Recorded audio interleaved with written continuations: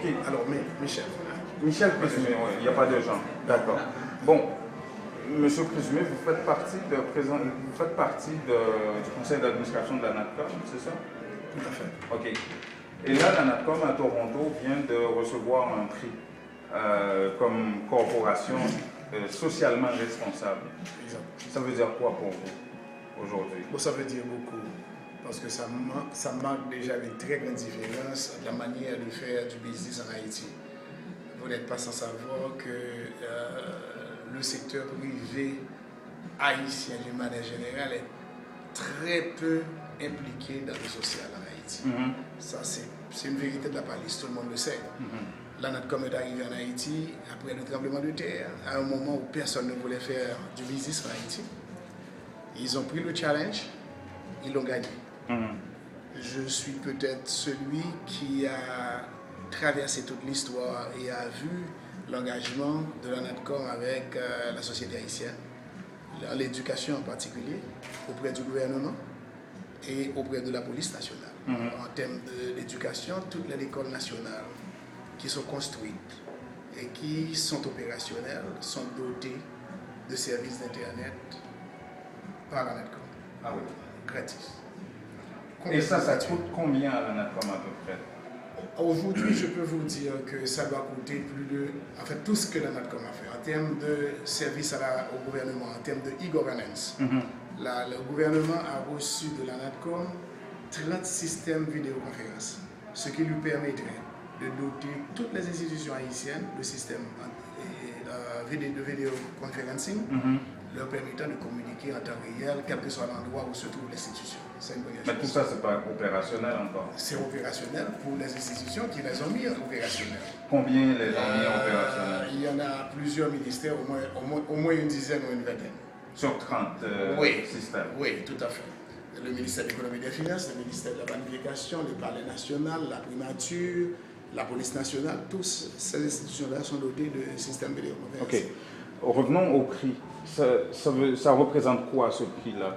Bon, ça représente pour nous Haïtiens, ça représente énormément parce que ça dit très clairement la route que la NATCOM a fait aux côtés du peuple haïtien pour être reconnu à l'extérieur du pays comme étant une des compagnies les plus responsables de la République d'Haïti à nos jours. Responsable socialement par rapport à tout ce que vous venez. Absolument. Notamment ce que vous venez de m'expliquer, votre implication. Absolument, dans l'éducation. Si vous avez regardé dernièrement le président de la République vient d'inaugurer deux des plus grandes écoles de la République d'Haïti, le lycée Pétion et le lycée Toussaint Louverture. Les deux viennent d'être dotés de systèmes d'Internet, de 2 laboratoires. En fait, chacune de ces écoles-là a 2 laboratoires d'informatique fournis par la NATCOM. Ok. Donc c'est extrêmement important quand on parle de lycée Pétion, c'est une école qui a donné 42 présidents de la République, 42 présidents. Donc c'est extrêmement important. La NATCOM est impliquée du côté de la santé aussi. Ils sont en train d'aider les centres de santé très reculés de la République d'Haïti d'équipements, d'Internet, de médicaments. Donc c'est une fierté d'avoir une compagnie aussi responsable investir en Haïti aux côtés des citoyens haïtiens. Donc on peut dire que le virage, enfin l'ouverture des actions de ce qu'on appelait Téléco avant, ça a été une bonne décision selon vous? Je crois que vous qui aviez été témoin de la bataille, n'est-ce pas, et l'idée de dire qu'à chaque fois qu'on ouvre le pays sur l'investissement privé, on est en train de vendre le pays, ça a toujours un prétexte pour laisser le pays dans le noir complètement. Et je crois que c'est un exemple patent, ce n'est pas le seul d'ailleurs, nous en avons fait 3, mais ça c'est un exemple clair que le pays peut s'ouvrir sur l'investissement international, le pays peut offrir le mieux qu'il possède aux investisseurs, et malgré tout ce qu'on dit, on peut avoir un cadre où l'investisseur peut se sentir confortable pour développer son business, faire de l'argent et participer aux côtés de l'État. Ça a été un total succès. Et je mets qui que ce soit un défi de prouver que ça n'a pas été la bonne décision. L'État haïtien détient 40% des actions. Et est-ce que ça rapporte, même avec 40%, beaucoup plus d'argent à l'État haïtien aujourd'hui? Bon, je peux vous dire que ça ne rapportait du tout pas, parce que moi j'ai été directeur général de la Téléco, comme vous le saviez. Et lorsque j'ai pris la Téléco avait des dettes énormes. Qui s'élevait à combien? Mais ça s'élevait à plusieurs dizaines de millions de dollars. Il y avait des gens qui devaient à la Téléco qui ne payaient jamais à la Téléco, parce que c'était l'entreprise de l'État. Aujourd'hui, l'État haïtien, au moment où on a signé cet accord, on est passé de zéro, puisqu'on a créé la NATCOM, on a pris les actifs de la Téléco pour créer la NATCOM, et on les a invités. L'État est passé de 0 à 40 millions de dollars immédiatement. Aujourd'hui, la compagnie vaut plus de 150 millions de dollars, donc 40%, ça te dit automatiquement que ça veut dire que l'État a plus de 60 à 70 millions de dollars dans une compagnie qui ne valait absolument rien, puisqu'on pillait la compagnie plutôt que de la laisser se développer. Aujourd'hui, nous demandons à tous les Haïtiens de supporter cet effort pour montrer que nous pouvons supporter ce que nous avons et qui travaille bien et qui assiste les jeunes Haïtiens. C'est un peu le but de votre visite ici à Montréal, M. Labrousse. C'est exactement ça. C'est une fierté pour moi d'ailleurs. Hier, au cours de la cérémonie, ce qui m'a vraiment frappé et qui m'a plu, c'est que le présentateur, au début de la cérémonie, il a dit, c'est la première chose qu'il a dit d'ailleurs, cette cérémonie-là va prendre un caractère particulier parce que nous avons un nouveau venu parmi nous et c'est la première fois qu'Haïti va recevoir un prix de Stevie Awards. Et à ce moment-là, on a applaudi, j'étais heureux, j'étais content, fier. Donc je les ai accompagnés justement parce que c'est une fierté pour moi et deuxièmement c'est pour expliquer aux Haïtiens de la diaspora que c'est une compagnie haïtienne. Il n'y a pas beaucoup de gens qui savent que c'est une compagnie haïtienne. Et c'est la parce Téléco. qu'ils parlent beaucoup plus des Vietnamiens là-dedans. C'est ça, mais c'est la Téléco avec une gestion beaucoup plus saine. Donc je voudrais que les Haïtiens en général, de la diaspora et d'Haïti même, utilisent ce réseau-là. Parce que moi j'ai un business en Haïti, mon motto c'est acheter haïtien. Je veux que tout le monde fasse comme ça et se serve des produits haïtiens. Et NATCOM, c'est un produit purement haïtien. Mais je suis venu aussi passer un message tout particulier aux Haïtiens qui sont ici, dont je vous parlais tout à l'heure, parce que je voudrais que les Haïtiens de la diaspora arrêtent d'investir en Haïti avec des petits projets. Je dis petits projets, petits progrès. Et je voudrais qu'ils se mettent ensemble. Et ceci, je vous l'expliquerai plus tard. Ils se mettent ensemble pour de très gros projets. J'ai 3 choses. Comme on dit chez nous, déjà, miser l'argent ou miser Wanga? Oui, non, mais ils se mettent ensemble parce que les Haïtiens de la diaspora font parvenir en Haïti plus de 2 milliards de dollars par an. Oui, selon une étude de la Banque mondiale. Oui, seulement ces 2 milliards de dollars passent à la bien consommation. Mais il n'y a aucun investissement de fait. Très peu, disons 8%. Et quel investissement? C'est acheter une maison. Mais dans quoi les Haïtiens pourraient investir en Haïti, M. Labrousse? Il y a 3 choses. Il y a trois points différents. Le premier, c'est un hôpital. Car vous, quand vous allez en Haïti, que vous tombez malade, vous allez pouvoir prendre l'avion pour aller aux États-Unis, retourner dans votre pays d'accueil pour vous faire soigner. Les soins en Haïti, c'est pratiquement, c'est pas ce que je voudrais. Alors que nous avons des milliers de médecins haïtiens qui sont dans la diaspora, qu'ils soient au Canada surtout, aux États-Unis, en France, et qui brillent, qui cherchent des hôpitaux de valeur, des hôpitaux de classe.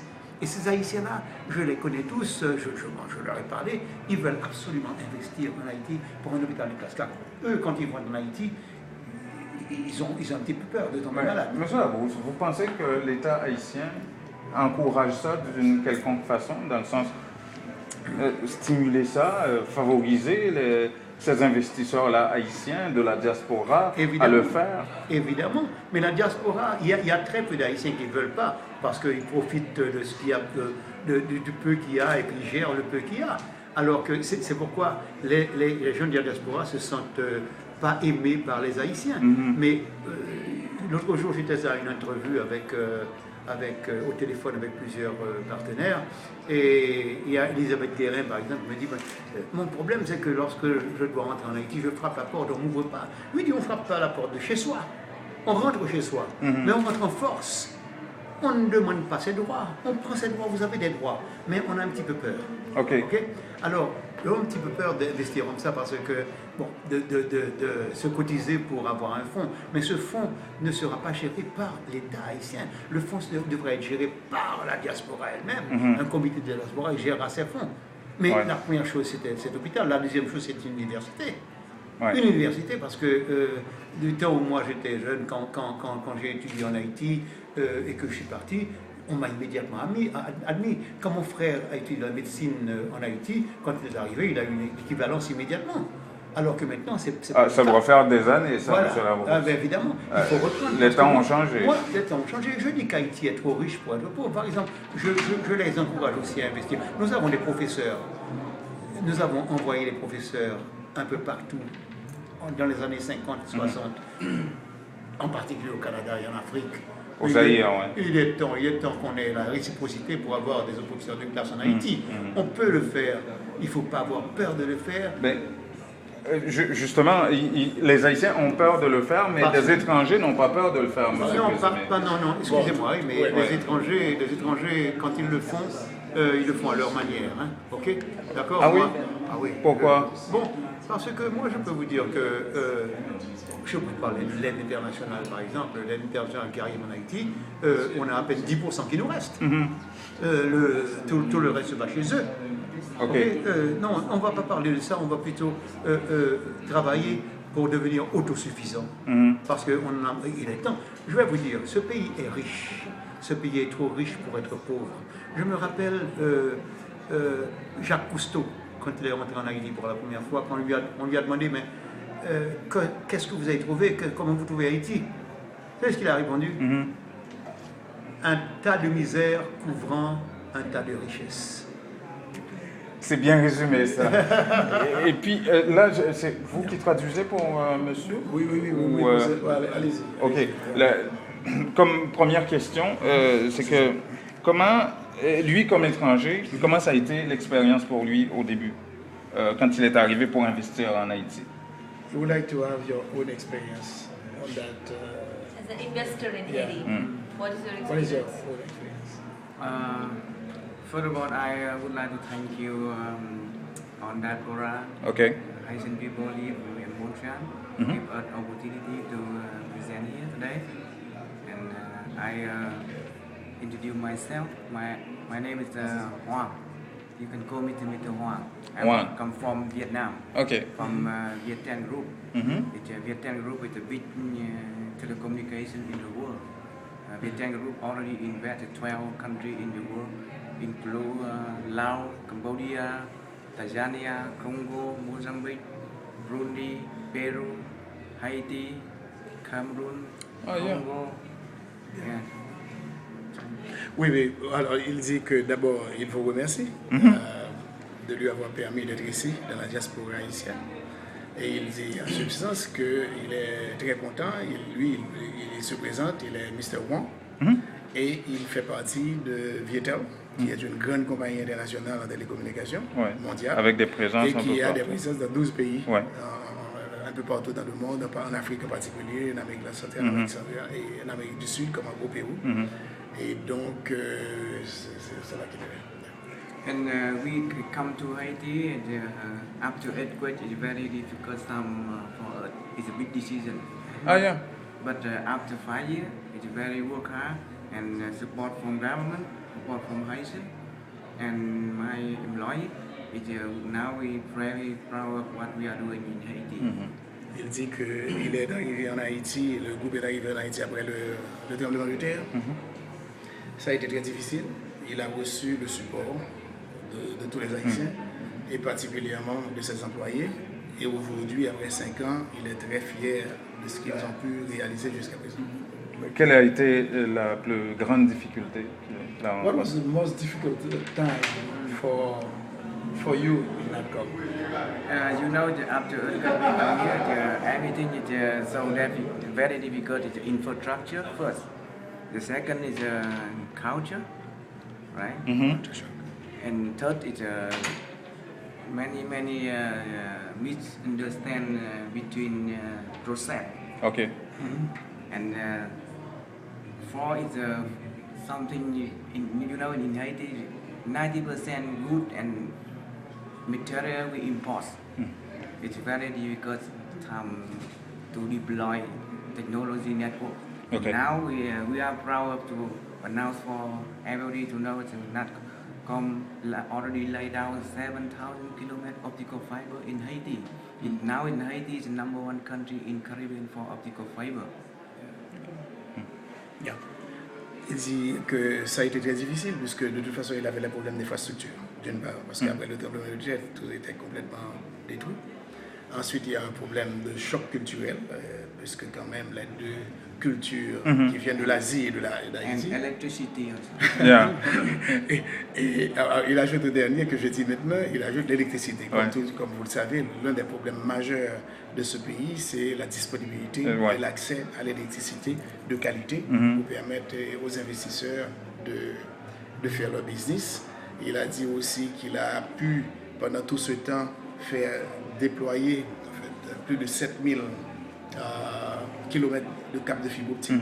Haïti est devenu, et c'est la réalité aujourd'hui dans la Caraïbe, le pays qui est le plus couvert en câbles de fibre optique. C'est le premier à ça. Donc, c'est un travail extrêmement difficile, mais c'est un travail qu'il doit avec courage et qu'il avance à faire. Our mission is to bring Haiti to next level by technology. Now Haiti is similar like other developed country by telecommunication industry. Okay. And now you can go in Haiti everywhere. You can check internet, 3G everywhere, on the province, and everybody can access internet with good price if you compare with other countries in Caribbean. Donc en fait, il dit que c'est porter Haïti à se développer à un nouveau niveau grâce à la technologie. Parce qu'aujourd'hui, quel que soit côté, alors je le dis en créole, quel que soit côté où aller, et on a besoin d'accès à l'internet, on a besoin de data, on peut parler. Effectivement, par contre, pour une section communale dans le pays, pour aller au bar NATCOM présent là-dedans. Donc ça, c'est une plus gros avancée que nous Haïti fait après le earthquake. Maintenant, il faut nous capitaliser sur ça pour que nous continuions à développer le pays et utiliser les outils de la technologie comme étant un moyen efficace pour développer le pays. D'accord. Merci beaucoup. Félicitations. Oui, vous voulez ajouter quelque chose? Bon, désolé. Vous avez failli m'oublier quand même, mais vous oubliez peut-être. Je suis le trésorier du conseil d'administration. Ok. Et par rapport à la question que vous avez posée, et je crois que la première question, ça a été par rapport à l'engagement de NATCOM. Et une chose que je voudrais ajouter, c'est que en termes d'engagement de NATCOM, un point important que je voudrais souligner, récemment NATCOM s'engage dans l'éducation, comme M. le Président l'a dit. Récemment, NATCOM a signé un contrat avec le ministère de l'Éducation nationale. Et tous les professeurs, et qu'il s'agit des professeurs du secteur public, du secteur privé, ont été enrôlés dans un programme. Et lorsque le gouvernement met 100 gouttes sur le téléphone, NATCOM met 100 gouttes aussi. Pour un total de 220 000 professeurs, ça vous donne 22 millions de gouttes par mois. Que ça coûte à la NATCOM? Ça coûte à la NATCOM. C'est ces engagements qui font qu'aujourd'hui, NATCOM représente une institution qui est haute. C'est un travail social très important. Vous avez aussi posé une question en termes de profitabilité. Aujourd'hui, NATCOM continue à investir. C'est une compagnie qui est en croissance et qui investit au quotidien. Et si vous arrivez aujourd'hui, vous rentrer à la NATCOM, vous allez voir le bâtiment, vous allez voir le travail qu'ils ont réalisé pour refaire l'image de l'institution, un travail énorme. Et donc maintenant, M. le Président l'a dit, ça donne une valeur ajoutée à l'institution, ça donne une valeur ajoutée à tous les buildings et tout ça, à la compagnie en soi. Et maintenant, il n'y a pas encore de retour direct sur le capital, mais en termes de valeur, l'institution a pris beaucoup de valeur.